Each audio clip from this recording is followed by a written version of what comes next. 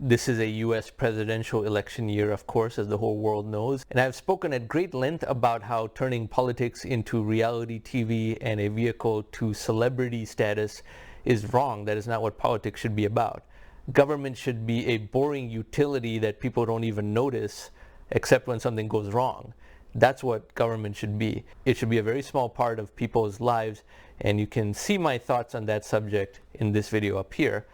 But I wanted to explain to people, especially non-Americans, because 60% of my traffic is from outside the United States, something about the US presidential election system that is very misunderstood and mischaracterized. And you can find many other explanations about this on YouTube and elsewhere on the internet, so I just wanted to give my own perspective on this. And that is something known as the US Electoral College.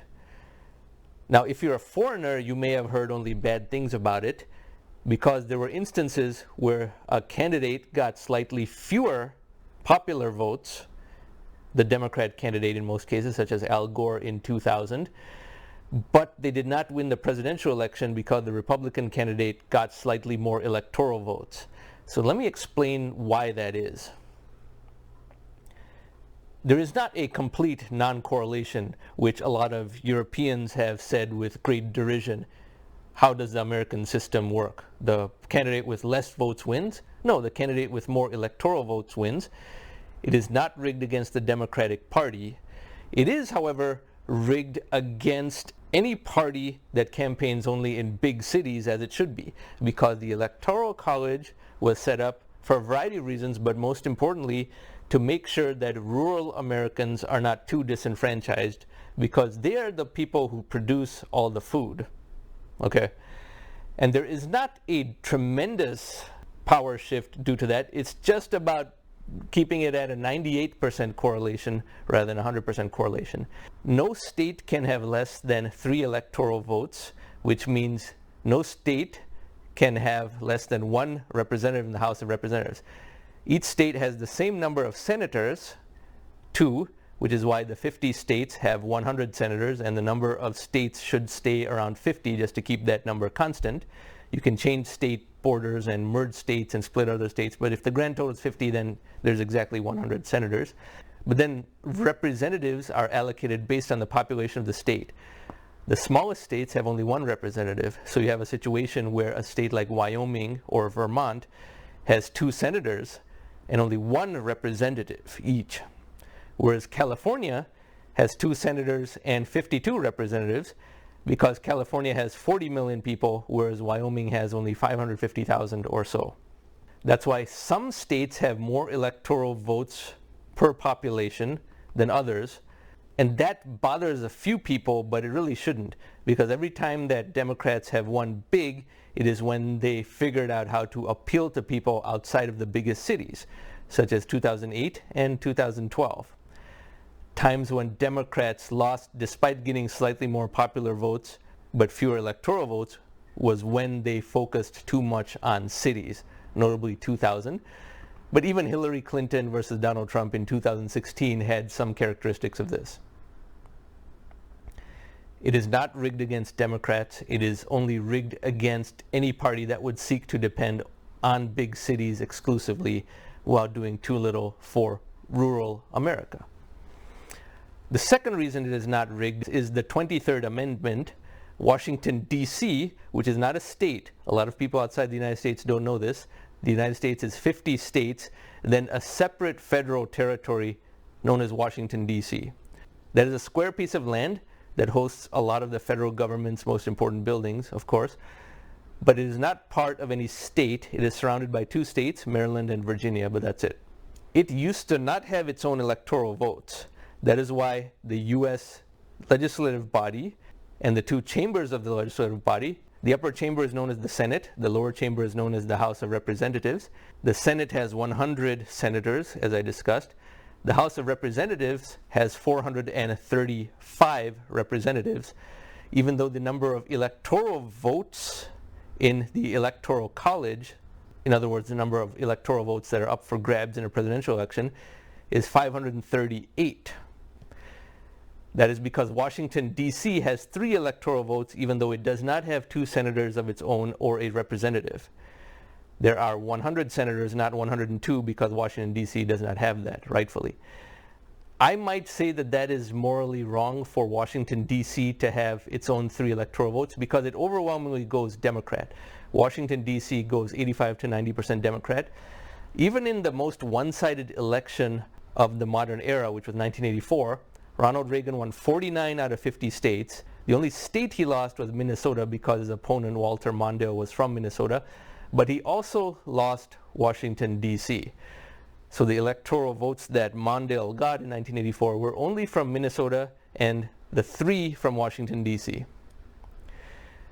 So that is a 3 electoral vote installed advantage for Democrats because no state is as overwhelmingly tilted towards one party as Washington, D.C. is tilted toward Democrats.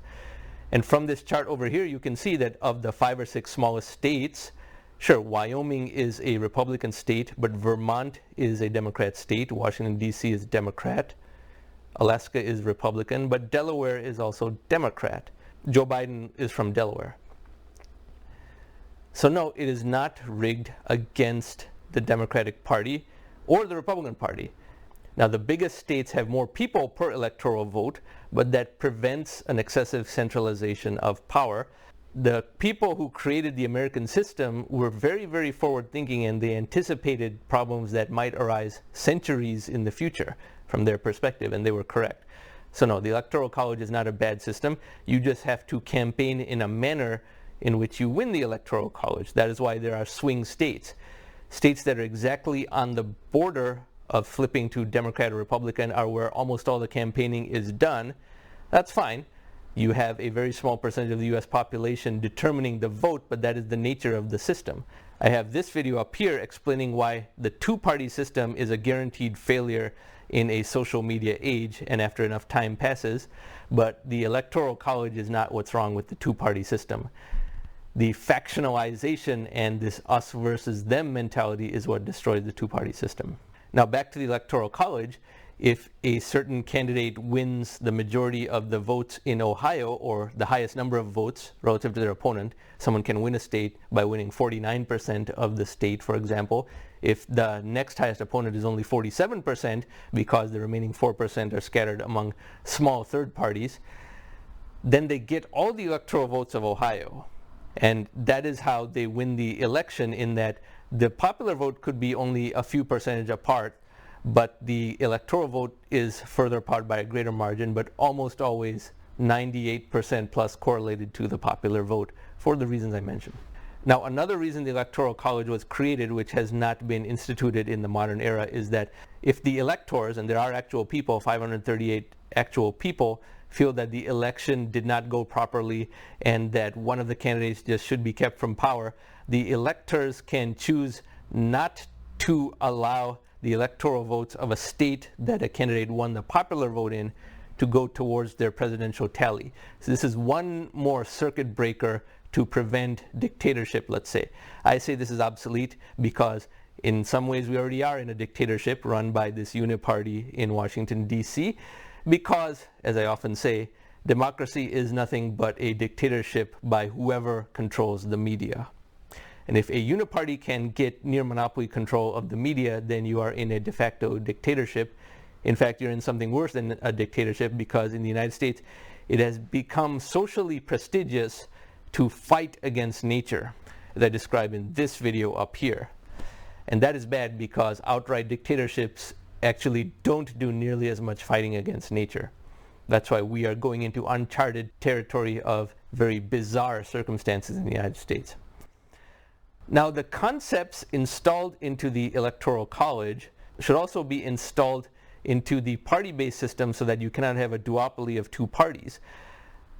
It would be far, far better for the United States if 10% of the Senate and the House of Representatives were not assigned to either of the 2 major parties, so that you don't have this duopoly and a uniparty and this lowering of quality, because under a duopoly, quality falls. Most people would understand very well exactly why an industry with only 2 producers will see a continuous decline in quality, because each one only has to be slightly better than the other in the short term. Yet with politics, people don't think that would be the case, except we're seeing that before our eyes. If 10% of the people in the major legislative body were protected independents who could not be threatened or coerced into joining into any of the one parties, then we would have a much better type of politics in the United States, because the protections in the Electoral College would also exist in preventing this two-party duopoly. And the 10% that are independent could even be anonymous, so they can't be threatened or blackmailed, because now the apparatus for blackmailing and threatening people and forcing them to get into the Uniparty line of thinking is very high. Many Republicans don't understand what's going on. A young Republican might win a House seat in the US hinterlands and be a very staunch conservative who believes in the right things. Once they get to DC, some combination of bribery, blackmail, living the good life and not wanting to give up all types of other bribery money or in-kind payments or special favors becomes too much, and 80% of Republicans generally default into the uniparty compliance. That is what has happened. If there was a mandatory 10% that was represented by independents, then things would be a lot easier. We would have a lot fewer super powerful lobbies like the military-industrial complex and half a dozen others that we could list. Anyway, those were my thoughts on the Electoral College. And if you are a non-American, I hope this was a simple explanation for you. And if you are an American, I hope that you realize how much better things would be if we had just a 10% allocation of seats in both chambers of the US legislative body, the Senate and the House of Representatives, that were truly, truly independent and shielded from uniparty pressures. Thanks for watching.